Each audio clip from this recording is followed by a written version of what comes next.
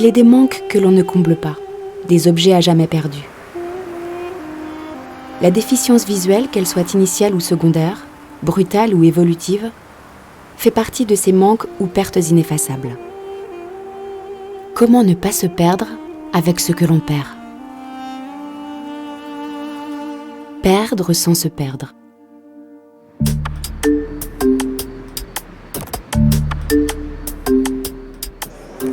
Ce soir est un grand soir pour Gérard Muller, 68 ans, non-voyant, qui va assister à la projection du documentaire Combisiri, tourné au Burkina Faso, et dont il est l'un des principaux héros. On y découvre différentes actions menées pour aider les non-voyants dans ce pays. La vélothérapie, c'est se remettre en selle, quelle que soit l'adversité. C'est reprendre à coups de pédale le cours de la vie. Depuis 20 ans, cet aventurier passionné de sport parcourt le monde à la rencontre des autres en multipliant les défis. Son objectif ? Lutter contre la sédentarisation et l'exclusion des personnes déficientes visuelles et changer le regard sur le handicap. Sur les vélos, les coureurs aveugles sont devenus les héros d'un jour.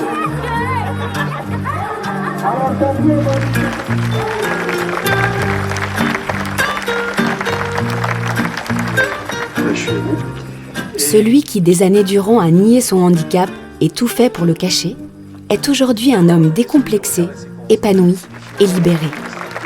Il ne l'a pas toujours été. Gérard a tout juste 20 ans lorsqu'il apprend qu'il est atteint d'une maladie dégénérescente, la rétinite pigmentaire.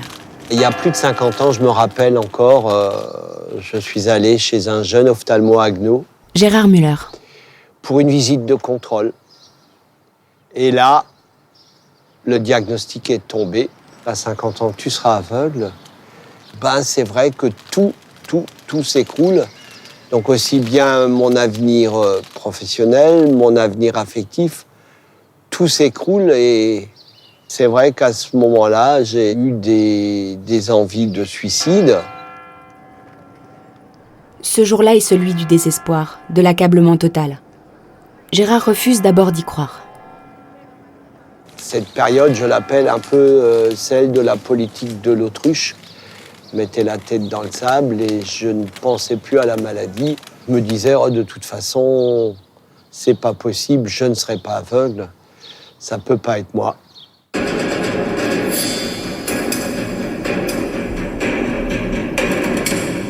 La vie de Jean Nerva, double champion du monde de slalom en snowboard et freerider professionnel, a également basculé en un quart de seconde. Après une carrière sportive brillante, Jean a réussi sa reconversion professionnelle. Également champion de moto en enduro, il est journaliste pour des magazines de 2 roues et sillonne le monde en quête de reportages. Pour lui, tous les feux sont au vert, jusqu'à l'annonce brutale de la maladie. Jean Nerva. Le 21 novembre 2010, je me réveille ici avec un léger voile vert à l'œil. Je vais voir l'ophtalmo qui me regarde l'œil et qui me dit « Vous inquiétez pas, c'est pas grave ». Et elle avait raison, c'était pas grave, c'était extrêmement grave. Le verdict tombe, lymphome intraoculaire. Au bout de 3 mois, Jean a perdu un œil et le cancer attaque le second. Au début, j'y ai pas cru, moi. J'ai pas cru, j'ai pensé que ça n'existait pas des choses pareilles. Et puis, tant que le niveau de souffrance il était acceptable, le perdre d'un œil, c'était... c'est dur de dire ça, mais c'était encore acceptable. On a une vie quasiment normale avec un œil. C'est après, dès que j'ai commencé à perdre l'autre, la peur panique de se mettre à perdre le deuxième œil, je faisais des cauchemars. Je me réveillais la nuit, je disais à ma femme, allume la lumière, je suis aveugle et tout. En 1 an, Jean a perdu son travail, son statut, la plupart de ses relations. Grâce à une première chimiothérapie, il parvient à conserver 50% de vision au centre de son deuxième œil.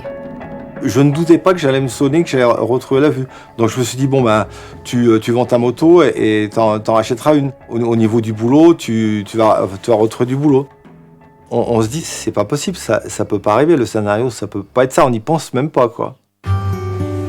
Psychologue à la Fondation Sainte-Marie, centre de rééducation fonctionnelle situé à Paris, Pierre Griffon accompagne depuis une 30aine d'années des patients atteints de troubles de la vision. Mais contourner les difficultés qui sont posées du fait de votre déficience visuelle. C'est pas le handicap qui est important, c'est ce que vous faites. Voilà, vivre un moment heureux, un moment de bonheur. Pierre Griffon décrit le deuil comme un mécanisme normal qui a lieu chaque fois que l'on perd une partie de ce que l'on est ou de ce que l'on aime. On peut le résumer en 3 moments. Après la dénégation, vient la dépression. Puis enfin, la réaction. Pierre Griffon. Le premier moment, le moment de la dénégation, c'est le moment où la personne a le diagnostic, sait qu'elle a une atteinte visuelle et c'est impossible à croire, c'est trop. Donc c'est un moment où en fait la personne va s'efforcer de rejeter l'évidence. Et ça a véritablement une fonction. Cette phase de dénégation, c'est ce qui va permettre à la personne progressivement de définir la réalité de sa déficience visuelle. L'inverse, changer. Voilà. Durant cette première phase, l'aide apportée par le psychologue est double. Dans la phase de dénégation, c'est le mélange de 2 comportements. D'une part, aider la personne à objectiver ce qu'elle a perdu. Il faut lui permettre de savoir ce qu'elle voit pas. Cette phase de dénégation, c'est une phase de pression. Il faut relâcher la pression. Vous avez du temps. Voilà ce qui se passe. Ça va venir petit à petit. Quand vous serez prêt, on pourra commencer une rééducation. Plus vous ferez de kilomètres, plus vous allez coordonner. Oui, c'est ça, je fais un Paris-Marseille avec ma gamme. Par exemple, pourquoi pas.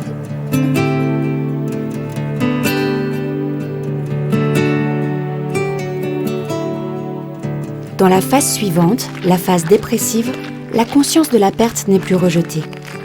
Elle domine le sujet, devient omniprésente. Les conséquences, minorées jusqu'alors, sont placées en pleine lumière, poussées à l'extrême.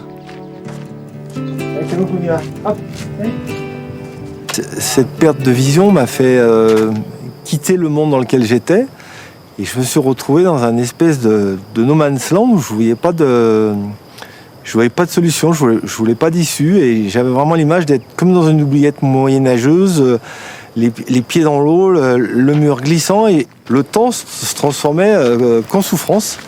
En quelques mois, Jean a perdu tous ses repères. On perd sa personnalité, on perd sa confiance en soi, son rapport au monde. Donc il faut tout se reconstruire. On se retrouve de compétiteur de haut niveau, rédacteur en chef, gérer des équipes. C'est la peur panique pour essayer de faire un café le matin, quoi. C'est une image de destruction psychologique. On a un seuil de capacité d'absorber la souffrance qui est limité. Et quand la souffrance devient trop forte, je comprends que des gens lâchent.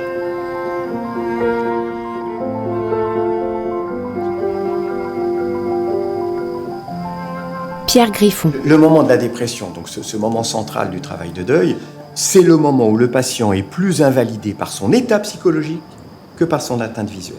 C'est le moment où il y a effectivement un risque de passage à l'acte. Moi, j'ai très peu de patients qui, dans cette phase-là, ne se posent pas la question de leur mort. Qu'est-ce qui me reste pour vivre, puisque j'ai tout perdu. Dans cette phase dépressive, ce qui est important pour aider le patient, là aussi, c'est de lui permettre de prendre conscience de ce qu'il a perdu. Il ne faut pas être trop gentil, il ne faut pas dire que ce qui est positif. Il faut aussi valider ce qui est perdu. Et en même temps, lui permettre d'exprimer sa souffrance. La dépression, c'est l'exagération. Il faut l'aider à arrêter cette exagération. Il a perdu de la vision. Il n'a pas perdu des capacités personnelles, cognitives, qui n'ont rien à voir avec la vision. Et tout l'enjeu, c'est de l'aider progressivement à restaurer une image de lui-même qui soit adaptée, moins de la vision. Elle m'a l'air à peu près épluchée, celle-là. Montre. Pas top, hein. Pas top. Non, tu l'as à l'envers. Malgré ses craintes, sur les bancs de l'université, Gérard a rencontré Annie, qui deviendra son épouse et lui donnera 4 enfants. Entre eux, le coup de foudre est immédiat. Annie Müller. Quand on s'est rencontrés à la faculté, il m'a dit qu'il avait un problème de vue et qu'il serait aveugle à 40 ans. Paf, comme ça, il me l'a dit tout de suite. Beaucoup de gens me disaient toujours que j'étais inconsciente. Moi, je pense que j'étais plutôt optimiste. Et j'ai dit à Gérard, on fait confiance à la vie, on verra bien comment ça va évoluer.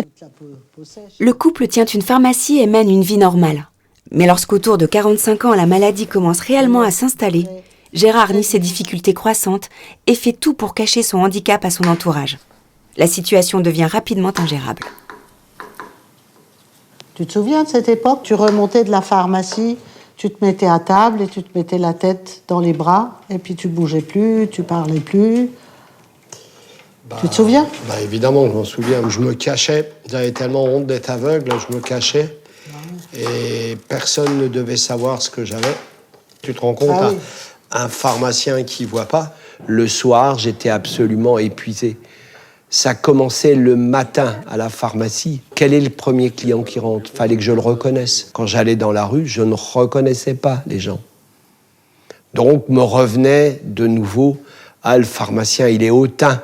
Donc, j'ai eu, par rapport à tout ça, des retours extrêmement négatifs. Ce qui fait que j'étais devenu, mais véritablement asocial. Je crois qu'il n'y a rien de pire de se mentir à soi-même. Et vraiment, dans cette période de déni, on se ment à soi-même et là, plus rien ne va, quoi. Mais ce qui déclenchera véritablement la dépression sévère de Gérard, c'est l'arrêt du vélo, sa grande passion. Puis là, il y a un départ devant la maison à Merculaire avec tout le groupe. Avec un groupe d'amis cyclistes, Gérard a fondé le cyclo-club des randonneurs du mercredi. Ensemble, ils parcourent des centaines de kilomètres et partagent des festins mémorables copieusement arrosés. Ah ben ça, c'est toi? Je t'ai confondu avec Yo Jackma. T'avais la moustache? Mais si, t'avais la moustache. C'est le bonheur, Ça, c'est toi. la liberté entre hommes, l'oubli de tout souci, surtout du handicap. C'était les 5 du début. Ça, c'était au Glandon. Tout Voilà. à fait au Glandon. Voilà. Arrêter le vélo, pour moi, le vélo était important. Le vélo, c'était le sport, l'amitié, la convivialité. Là, ça a été la période la plus difficile. Immédiatement, ses copains lui proposent le tandem. Il refuse catégoriquement. Hors de question d'utiliser le tandem, parce que le tandem est aussi le symbole de la cécité. Donc, dans cette période de déni, de mensonges, non seulement j'étais épuisé, mais je me privais de tout ce que j'aimais.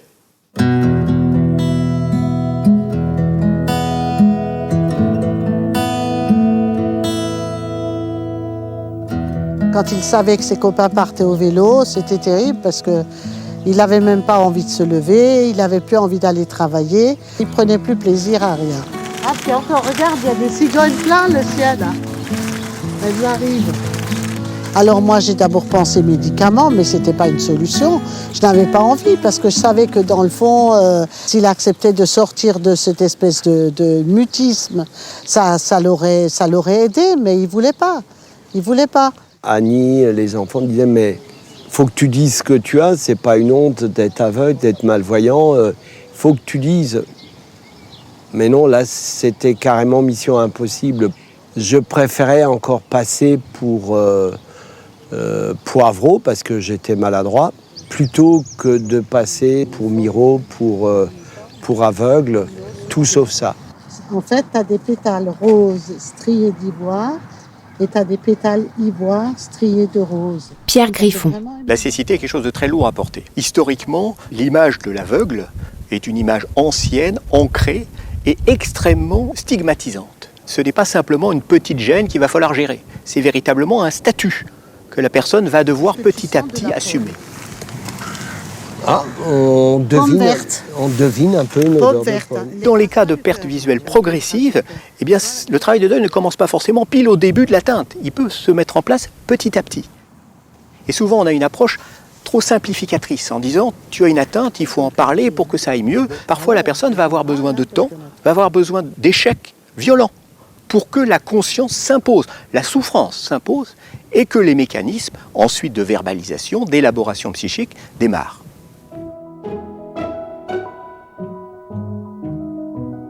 La réaction est l'aboutissement du travail de deuil. Ce que le patient considérait comme perdu redevient à nouveau possible. Il peut dès lors réinvestir les éléments de son quotidien.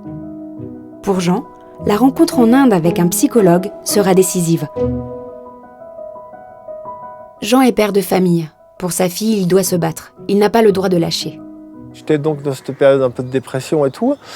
Et il me dit, Jean, la maladie que t'as chopée, là, c'est un peu une maladie de merde, non? Alors je lui dis, par rapport à une grippe, c'est un peu compliqué, quoi. Et il me dit, imagine que cette maladie, elle soit tombée sur ta femme ou ta fille, qu'est-ce que t'aurais fait? Je dis, je crois que je suis pas croyant, mais que j'aurais pleuré de Dieu que ça tombe sur moi. Alors il me regarde avec le sourire, puis il me dit, j'ai de bonnes nouvelles pour toi, t'as été exaucé. Et ça m'a permis de toucher du doigt qu'en fait, ce que j'ai l'impression de vivre comme le pire, dans certaines circonstances, c'est ce que je pourrais espérer. Se rendre utile aux autres sera pour Jean un moyen important de se reconstruire.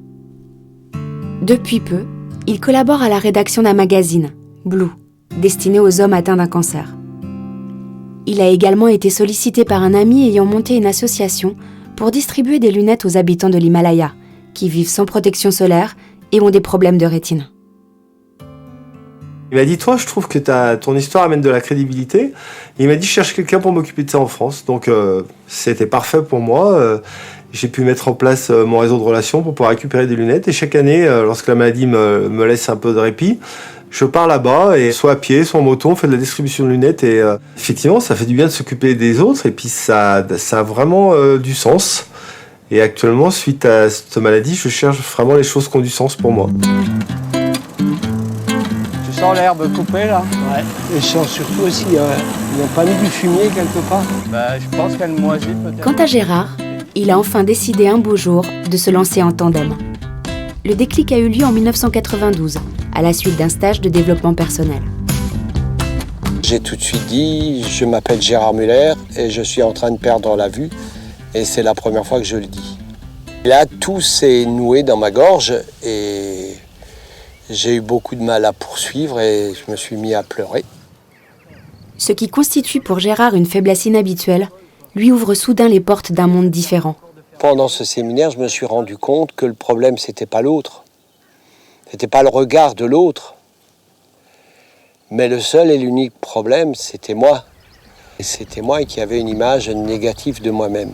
J'étais complètement dans le paraître et peut-être pas dans l'être. À son retour, Annie le retrouve métamorphosé. Donc il est rentré de ce séminaire, il a décidé d'acheter le tandem et il est parti à la pharmacie le matin et il a dit à ses employés ce qu'il avait.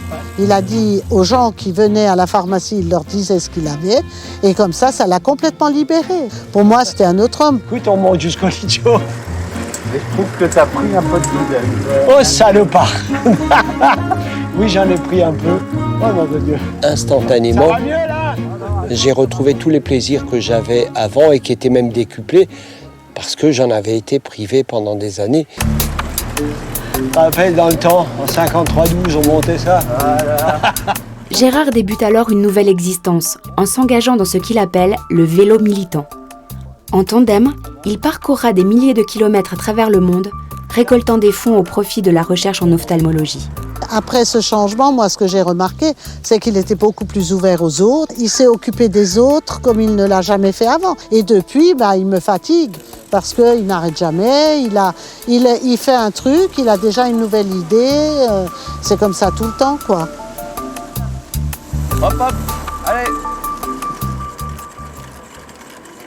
Là, j'entends, il y a de l'eau, là. C'est quoi, là? Il y a un pont. Il y a un petit ruisseau. Alors viens, on va se diriger un peu vers la droite. C'est pas vraiment un pont, il faut alors passer sur 2-3 pierres. Les exploits de Gérard, son ami Stéphane les connaît tous. Âgé de 41 ans, ce kinésithérapeute est atteint de la même maladie que lui. Maintenant, moi je suis sur la deuxième pierre sur laquelle tu vas venir et moi je vais aller de l'autre côté. Voilà. Si de jour, personne ne peut déceler son handicap, Stéphane devient subitement quasiment aveugle sitôt que la lumière baisse. C'est une transition qui est difficile. En fait. Stéphane Vonnier. Et qui demande de faire un certain effort. Alors un effort pour ne pas se cogner partout, se cogner la tête, se cogner le genou, etc. Mais aussi un effort d'explication immédiat par rapport à l'environnement social. Un jour viendra, Stéphane en est conscient, où il sera obligé d'utiliser une canne blanche. Mais pour l'heure, il repousse l'échéance. Est-ce que tu serais prêt à faire cette démarche d'aller rencontrer un instructeur en locomotion? Il te dira peut-être, alors je te pose la question, est-ce que tu es prêt d'utiliser cette canne même de jour? La journée, clairement non. Ah, pourquoi? Parce que c'est un objet encombrant et que ça m'encombrerait dans mes déplacements. Parce que je marche très vite, je n'ai pas de problème de déplacement. Mais je suis sur le chemin de la baisse, ça c'est évident, mais c'est difficile de dire, c'est compliqué quoi, je trouve, en fait. Ouais. Je pense que c'est pas du tout facile de faire la démarche de prendre une canne blanche, parce que c'est pour ainsi dire signer son handicap. Après, dans ma situation, le jugement que je peux avoir, c'est que peut-être que, effectivement, dans la nuit, ça devient vraiment un objet de locomotion qui est nécessaire pour moi, qui devient nécessaire pour moi. C'est un objet que je vais apprivoiser progressivement. Et puis, dans l'avenir, vu que je vais très certainement perdre la vue complètement, ou quasi complètement, ça me servira le jour aussi. N'importe quel type de maladie est toujours un cheminement. Et je pense que je n'échappe pas à la règle. Je crois qu'on se prépare toute la vie, puisque ça a commencé chez moi à l'âge de 14 ans. Donc c'est un chemin qu'on parcourt, et puis c'est comme ça, hein, c'est la vie. Tout le monde t'arrête. Prends la tienne. Comment tu trouves l'endroit, là? C'est super beau, ouais. Je vois que tu as l'air un peu plus à l'aise que dans la forêt avant. Hein. Ouais, effectivement, là, comme J'ai beaucoup d'émotions en voyant Stéphane. Stéphane, je me revois comme j'étais à son âge. Il perd la vue. À un moment donné, ça va être un petit peu plus rapide. Et si, à travers mon expérience, je peux l'aider à passer ce cap, ça sera aussi un peu ma thérapie. Alors moi, je me différencierais un petit peu de Gérard, parce qu'il a... Lui, on parle peut-être pas trop. C'est que Gérard, il a Annie. Et Gérard sans Annie, c'est pas tout à fait Gérard. Gérard, il a 4 enfants, il a une famille qui le soutient, il a surtout une femme extrêmement compréhensive, depuis le début, depuis l'âge de 20 ans. Depuis là, Gérard avance, Gérard avec des hauts et des bas, mais Gérard avance, Gérard progresse et Gérard fonce, quoi. Voilà. En ce mois de juin, Jean, Gérard et Stéphane se retrouvent pour une sortie en vélo dans les Vosges du Nord. Bon, Gérard, allez, s'il te plaît, monsieur Gérard. S'il te plaît, monsieur Gérard. Stéphane, on le suit, hein. Gérard et Jean se sont rencontrés en 2011. Depuis, ils sont devenus amis et travaillent ensemble sur différents projets associatifs.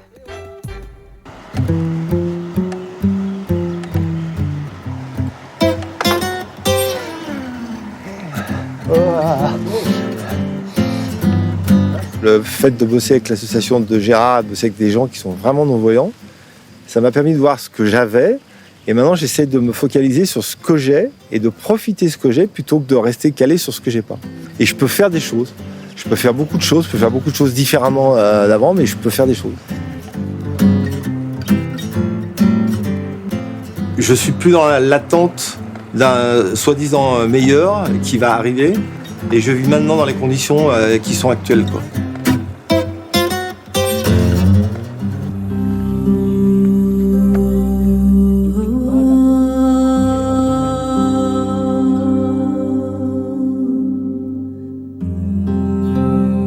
Jean, après 3 chimiothérapies, n'est pas encore tiré d'affaire. Il poursuit son combat contre la maladie. C'est sûr qu'on apprend des choses, on devient meilleur, on va plus loin, quoi. Il faut qu'on compense ce handicap par le fait de progresser quelque part.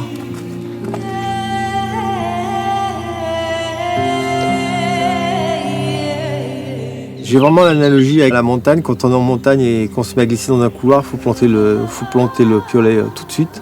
Sinon, on prend trop de vitesse et on ne s'arrête pas. Et dans cette situation, c'est exactement pareil. Allez Stéphane, utilise l'arête avec tes pieds, voilà. Du courage, Jean comme Stéphane n'en manquent pas. Mais lorsqu'il en faut davantage, ils pensent au parcours de leur ami Gérard. Écarte-toi bien du rocher. Ça c'est bon ça. Là ça va monter là. Allez. Le parcours de Gérard est remarquable et c'est un exemple, bien sûr, il faut le suivre. Le côté optimiste, accrocheur, il ne lâche jamais prise.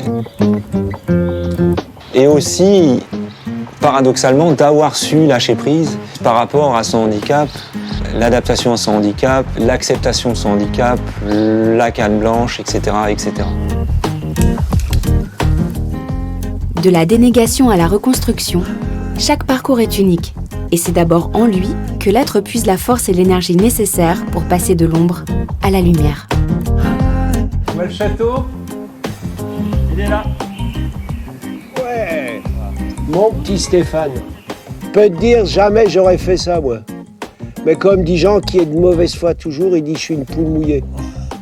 Mais il est de mauvaise foi.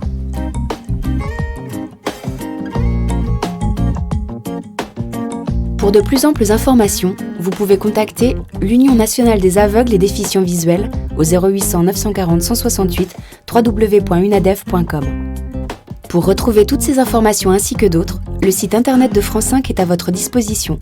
www.france5.fr/à vous de voir avec des tirets / ou écrivez-nous à vous de voir, France Télévisions, pôle France 5, 10-12 rue Horace Vernet, 92 130, Issy-les-Moulineaux, Cedex-Neuf.